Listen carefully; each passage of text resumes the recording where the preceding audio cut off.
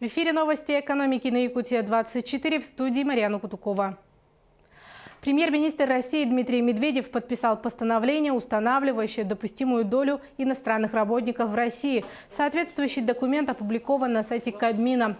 В некоторых сферах экономической деятельности доля иностранцев сохранена, однако есть и изменения. Допустимая доля от общего числа работников снижена в сферах сухопутного пассажирского транспорта и автомобильного грузового транспорта с 28% до 26%. В сфере выращивания овощей допустимая доля сохранена в размере 50%. Эта норма не распространяется на территории Приморского края и Астраханской области, отмечается на сайте правительства.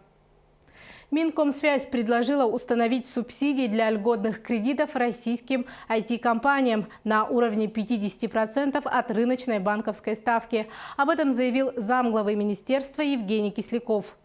То есть, если ставка 12-14%, то 6-7% пунктов мы будем субсидировать банкам. В трехлетнем проекте федерального бюджета на субсидирование ставок по таким кредитам в 2019 году планируется выделить 1 миллиард 71 миллион рублей. В 2020 году 3 миллиарда 66 миллионов рублей, в 2021 году 7 миллиардов 124 миллиона рублей.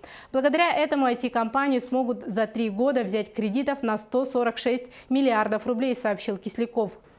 Предполагается, что эти субсидии Минкомсвязь предоставит напрямую кредитным организациям и Внешэкономбанку, которые будут кредитовать участников IT-рынка на льготных условиях. Чтобы программа поддержки IT-компаний заработала, Минкомсвязи надо разработать правительственный нормативный акт с правилами отбора банков, имеющих право участвовать в программе льготного кредитования, а также сформулировать критерии отбора IT-компаний и IT-проектов, под которые будут выдаваться кредиты, рассказал Евгений Кисляков.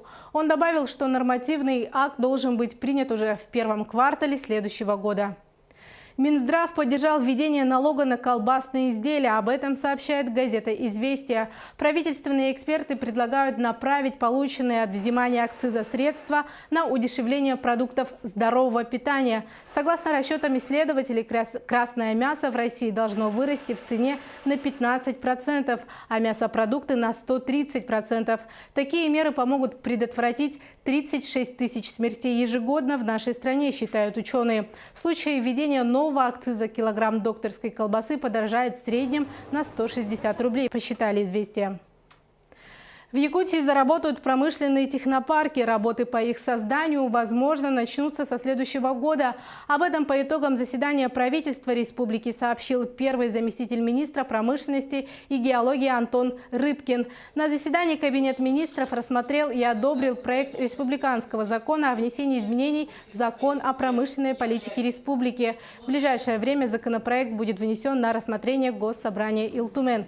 Документ предусматривает создание промышленных технопарков на территории республики и реализацию мероприятий по их стимулированию. Сама идеология промышленных технопарков, мы все равно будем основываться о рекомендациях федеральных органов. В данный момент пока они в наш адрес еще не поступили, потому что само изменение и само понятие было внесено только в июле 2018 года. Председателем правительства дано поручение, министерство этим уже занимается, где, в каком виде, в каком месте и как это будет организованы и функционировать в дальнейшем. Рыбкин подчеркнул, что при создании промышленных технопарков будут рассматриваться и вопросы, связанные с применением действующих механизмов и инструментов экономического стимулирования, но все будет зависеть от источника финансирования. На заседании правительства Кабинет министров также одобрил индексацию социальных выплат. С января следующего года индексация социальных выплат составит 4%. Выплаты проиндексируют льготные категории граждан – ветеранам труда, тыла, жертвам политических репрессий, а также инвалидам и семьям с детьми. На индексацию мер социальной поддержки для населения Республики Саха-Якутия предусмотрено более 150 миллионов рублей в государственной программе «Социальная поддержка граждан Республики Саха-Якутия». Индексация коснется получателей мер социальной поддержки более 200 тысяч человек. Для каждой категории мера социальной поддержки, ее размер он свой, индивидуальный, и повысится по каждой из них на 4%. Авиакомпания «Якутия» в этом и 2019 годах будет выполнять субсидированные полеты по 19 направлениям, включая 8 новых маршрутов. Стоимость билетов авиакомпания установила по следующим тарифам. Напомним, что субсидированные авиаперевозки будут доступны круглый год. Такое постановление 14 ноября подписал премьер-министр страны Дмитрий Медведев. Кроме того, согласно новым правилам, теперь в категорию льготных пассажиров включены члены многодетных семей. По ранее действовавшим правилам, правом летать по специальным тарифам могут граждане России до 23 лет, пенсионеры, инвалиды и их сопровождающие. На этом у меня все. Оставайтесь в курсе экономических событий на Якутия 24.